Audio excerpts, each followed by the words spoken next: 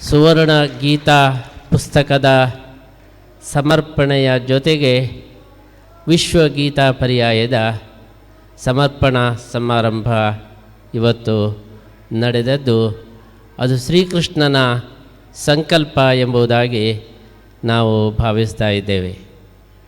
ನಮ್ಮ ಸನ್ಯಾಸಾಶ್ರಮದ 50ನೇ ವರ್ಷ 50 ಪೂರ್ಣಗೊಂಡಂತಹ ಹಿನ್ನೆಲೆಯಲ್ಲಿ ಶ್ರೀಕೃಷ್ಣನಿಗೆ ಸುವರ್ಣ ಆರಾಧನೆಯನ್ನು ಮಾಡಬೇಕು ಎಂಬಂತಹ ನಮ್ಮ ಅಪೇಕ್ಷೆಗೆ ಸರಿಯಾಗಿ ಕೃಷ್ಣನೇ ಭಗವದ್ಗೀತೆಯನ್ನು ಸುವರ್ಣಾಕ್ಷರಗಳಲ್ಲಿ ಬರೆಸಿ ಅವನು ನಮ್ಮ ಮುಖಾಂತರ ಸ್ವೀಕಾರ ಮಾಡ್ತಾ ಇದ್ದಾನೆ.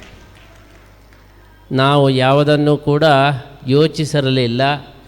ಕೃಷ್ಣನೇ ಈ ಒಂದು ಸುವರ್ಣಾಕ್ಷರದಲ್ಲಿ ಈ ಪರ್ಯಾಯವನ್ನು ಬರೆದಿಡಬೇಕು ಅಂತ ಹೇಳಿ ವಿಶ್ವಗೀತಾ ಪರ್ಯಾಯ ಅದು ಸುವರ್ಣ ಗೀತಾ ಪರ್ಯಾಯ ಆಗಬೇಕು ಎಂಬುದಾಗಿ ಕೃಷ್ಣ ಭಕ್ತರೊಬ್ಬರಿಗೆ ಪ್ರೇರಣೆ ಕೊಟ್ಟು ಈ ಒಂದು ಬಂಗಾರದ ಭಗವದ್ಗೀತೆಯ ಪುಸ್ತಕವನ್ನು ಇವತ್ತು ಸ್ವೀಕಾರ ಮಾಡಿ ನಮ್ಮನ್ನೆಲ್ಲ ಅನುಗ್ರಹಿಸಿದ್ದಾನೆ. ಇವತ್ತು ಪರ್ಯಾಯ ಮಂಗಳ ಮಹೋತ್ಸವದ ಪ್ರಾರಂಭದಲ್ಲಿ ಸುವರ್ಣಾಕ್ಷರದಲ್ಲಿ ಬರೆದಂತಹ ಈ ಒಂದು ಭಗವದ್ಗೀತೆಯ ಪುಸ್ತಕವನ್ನು ಕೂಡ ಅವನು ಸ್ವೀಕಾರ ಮಾಡಿದ್ದಾನೆ. ಈ ಪುಸ್ತಕದ ಸಮರ್ಪಣೆಯೂ ಕೂಡ ಒಂದು ಪವಾಡ. ನಾವು ಪುಸ್ತಕವನ್ನು ಸಮರ್ಪಣೆ ಮಾಡಿದ ಲಕ್ಷ್ಮೀನಾರಾಯಣವರನ್ನು ಇವತ್ತೇ ನಾವು ನೋಡೋದು. ಹಿಂದೆ ನೋಡಿದ್ದೆವು, ಆದರೆ ಗುರುತಿಸಿರಲಿಲ್ಲ. ಅವರಿಗೆ ನಾವು ಒಂದು ಭಗವದ್ಗೀತೆ ಬರೀರಿ ಅಂತ ಹೇಳಿ ಪುಸ್ತಕವನ್ನು ನಾವು ಕೊಟ್ಟಿದ್ದೆವು. ಆದರೆ ಅವರು ಬರೀಲಿಕ್ಕೆ ಪುರುಸೋತಿಲ್ಲ ಅಂಥೇಳಿ ಹಾಗೆ ಅದನ್ನು ಇಟ್ಟಿದ್ದರು, ಬರೀಲೇ ಇಲ್ಲ. ಆಮೇಲೆ ಅವರಿಗೆ ಇದ್ದಿದ್ದ ಹಾಗೇ ಪೋಸ್ಟ್ನಲ್ಲಿ ನೀವು ಭಗವದ್ಗೀತೆ ಬರೆದಿದ್ದಕ್ಕೆ ಪ್ರಸಾದವಂತೂ ಬಂತು.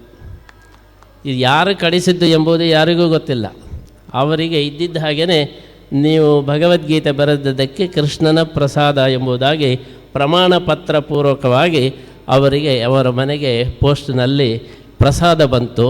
ಆವಾಗ ಅವರ ಹೆಂಡತಿ ಎಚ್ಚರಿಸಿದರು, ನೀವು ಸ್ವಾಮಿಗಳು ಗೀತೆ ಪುಸ್ತಕ ಕೊಟ್ಟರು ಬರೀಲಿಲ್ಲ, ಅದಕ್ಕೆ ನಿಮಗೆ ಸೂಚನೆಗೋಸ್ಕರ ಪ್ರಸಾದ ಬಂದಿದೆ, ಇನ್ನಾದರೂ ಬರೀರಿ ಅಂತ ಹೇಳಿ ಅವರಿಗೆ ಸೂಚನೆ ಕೊಟ್ಟಂತೆ ಅವರು ನಾನು ಸುವರ್ಣಾಕ್ಷರದಲ್ಲೇ ಬರೆದು ಬಿಡ್ತೇನೆ ಅಂತ ಹೇಳಿ ಕೃಷ್ಣನ ಪವಾಡವನ್ನು ನೋಡಿ ಈ ಒಂದು ಸುವರ್ಣದ ಹಳೆಯಲ್ಲಿ ಭಗವದ್ಗೀತೆಯನ್ನು ಕೆತ್ತಿಸಿ ಅದನ್ನು ನಾನು ಸಮರ್ಪಣೆ ಮಾಡ್ತೇನೆ ಅಂತ ಹೇಳಿ ಕೇಳಿಕೊಂಡಾಗ ಕೃಷ್ಣ ಅದಕ್ಕೆ ಸಂಪೂರ್ಣ ಅಸ್ತು ಅಂತೇಳಿ ಹೇಳಿ ಇವತ್ತು ಆ ಸೇವೆಯನ್ನು ಸ್ವೀಕಾರ ಮಾಡಿದ್ದಾನೆ.